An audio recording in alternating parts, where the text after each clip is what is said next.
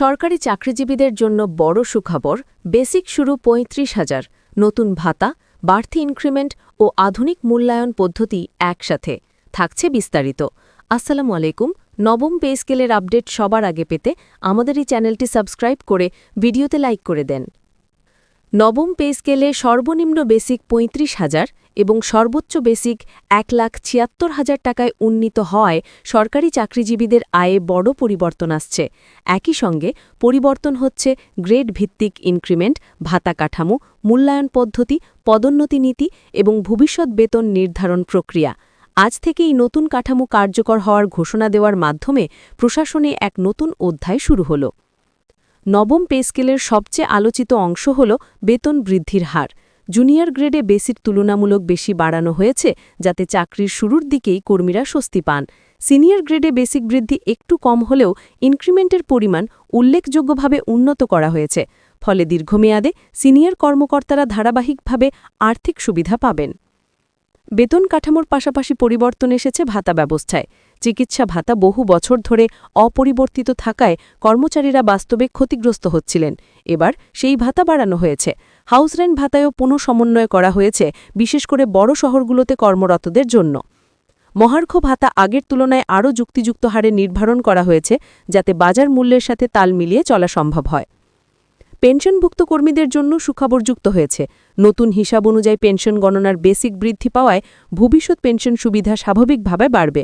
যারা রিটায়ারমেন্টের কাছাকাছি আছেন তারাই পরিবর্তনে সবচেয়ে বেশি লাভবান হবেন। নতুন পে স্কেলে কাজের দক্ষতাকে আনা হয়েছে মূল্যায়নের কেন্দ্রবিন্দুতে।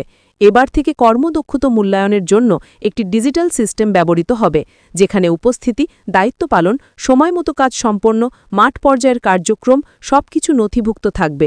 এর ভিত্তিতে দ্রুত বা বিলম্বিত ইনক্রিমেন্ট, পুরস্কার বা পদোন্নতির সিদ্ধান্ত নেওয়া হবে। এর ফলে দক্ষরা সুবিধা পাবেন আর দায়িত্বহীনতা ধরা পড়বে দ্রুত। প্রাথমিক শিক্ষা, স্বাস্থ্যসেবা, আইন শৃঙ্খলা, মাঠ প্রশাসন এসব খাতে কর্মরতদের জন্য আলাদা সুবিধা যুক্ত হওয়ায় তাদের দীর্ঘদিনের চাপ কিছুটা কমবে। বিশেষ করে স্বাস্থ্যসেবা কর্মীদের ঝুঁকি ভাতা পুনর্নির্ধারণ গুরুত্বপূর্ণ ভূমিকা রাখবে। মাঠ প্রশাসনে যারা সরাসরি জনগণের সঙ্গে কাজ করেন তারা অতিরিক্ত দায়িত্ব ভাতা পাবেন। সরকার জানিয়েছে, নবম পে স্কেল বাস্তবায়নে অতিরিক্ত চাপ পড়বে না। রাজস্ব আদায় বৃদ্ধি ও ব্যয় পুনর্গঠন করে কাঠামোটিকে সহসাহীভাবে রাখা হয়েছে। এজন্য ভবিষ্যতে বেতন সময়মতো প্রদান এবং ভাতা সমন্বয় দুটি নির্বিঘ্নে চলবে। নবম পে স্কেলের একটি বড় উদ্ভাবন হল ৫ বছর অন্তর একটি স্বয়ংক্রিয় পে রিভিউ কমিশন গঠনের সিদ্ধান্ত। এর ফলে ভবিষ্যতে বেতন বাড়ার জন্য দীর্ঘ অপেক্ষা বা বারবার আন্দোলনের প্রয়োজন হবে না। বাজার মূল্য ও অর্থনৈতিক পরিস্থিতি অনুযায়ী বেতন স্বয়ংক্রিয়ভাবে মূল্যায়ন করা হবে। নতুন কাঠামো কার্যকর হওয়ার ফলে পুরো বাজার ব্যবস্থায় প্রভাব পড়বে। বিশেষজ্ঞরা বলছেন, সরকারি চাকরিজীবীদের আয় বাড়লে সাধারণত বাজারে চাহিদা বৃদ্ধি পায়, তবে একই সঙ্গে কিছু খাতে মূল্যবৃদ্ধির চাপও দেখা দিতে পারে।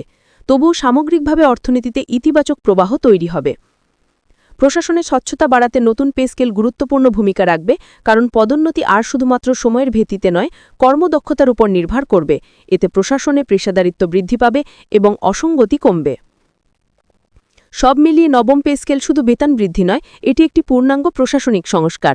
এর মাধ্যমে চাকরিজীবীরা শুধু আর্থিক সুবিধাই পাবেন না, বরং কাজের মান, জবাবদিহি, স্বচ্ছতা সব দিকেই পরিবর্তনের নতুন ধারা শুরু হবে।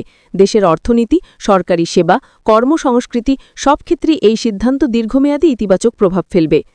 নবম পে স্কেল বাস্তবায়নের সঙ্গে সঙ্গে কর্মকর্তাদের দায়িত্ববোধ নিয়ে নতুন করে আলোচনা শুরু হয়েছে। দীর্ঘদিন ধরে যে সমস্যাটি কর্মচারীদের জন্য বড় চ্যালেঞ্জ ছিল, তা হল কাজের অতিরিক্ত চাপ ও দায়িত্ব বণ্টনের অসঙ্গতি। নতুন কাঠামোতে স্পষ্টভাবে উল্লেখ করা হয়েছে, প্রত্যেক দপ্তরের দায়িত্বের সঠিক বণ্টন নিশ্চিত করতে হবে এবং কোন পদে কতটা কাজের চাপ থাকবে তার মানদণ্ড নির্ধারণ করতে হবে। এর ফলে যারা দীর্ঘদিন ধরে একটি পদে অতিরিক্ত চাপ সামলাচ্ছিলেন তারা কিছুটা স্বস্তি পাবেন। এবারের পে স্কেলে আরও একটি বড় পরিবর্তন হল ফিল্ড লেভেলের কর্মীদের জন্য বিশেষ বরাদ্দ। ইউনিয়ন, উপজেলা, জেলা পর্যায়ে যারা সরাসরি জনগণের সঙ্গে কাজ করেন তাদের দায়িত্ব ভাতা ধাপে ধাপে বাড়ানো হয়েছে, কারণ মাঠ পর্যায়ের কাজ আগের তুলনায় অনেক বেশি বিস্তৃত হয়ে গেছে। ডিজিটাল সার্ভিস, নাগরিক সেবা, জরুরি প্রতিক্রিয়া, দুর্যোগ ব্যবস্থাপনা সব কিছুতে তাদের ভূমিকা বেড়েছে। এই ভাতার মাধ্যমে তাদের কাজের স্বীকৃতি আরও শক্তিশালী হল। এছাড়া নতুন কাঠামোতে প্রযুক্তির ব্যবহারকে সর্বোচ্চ গুরুত্ব দিয়ে বলা হয়েছে প্রতিটি দপ্তরের কাজ হবে পুরোপুরি ডিজিটাল সিস্টেমে। এতে হিসাব নিকাশ, অনুমোদন, ফাইল মুভমেন্ট সবকিছু দ্রুত ও স্বচ্ছ হবে। এর ফলে যে সমস্যা আগে দীর্ঘসূত্রতার কারণে মাসের পর মাস আটকে থাকত তা আর হবে না। এতে জনগণও দ্রুত সেবা পাবে আর কর্মকর্তার সময় বাঁচবে। সরকার জানিয়েছে নতুন পে স্কেল শুধু কর্মচারীদের সুবিধার জন্য নয়, প্রশাসনের দক্ষতা বাড়িয়েও দেশের উন্নয়নগত গতি বাড়াবে। নতুন বেতন কাঠামোতে যুক্ত করা হয়েছে পারফরম্যান্স বোনাস নীতি, যেখানে যে অফিস বা যে ইউনিট তার টার্গেট অর্জন করতে পারবে তারা বিশেষ বোনাসের আওতায় আসবে। এতে পুরো প্রশাসনের ভেতর একটি প্রতিযোগিতামূলক পরিবেশ তৈরি হবে।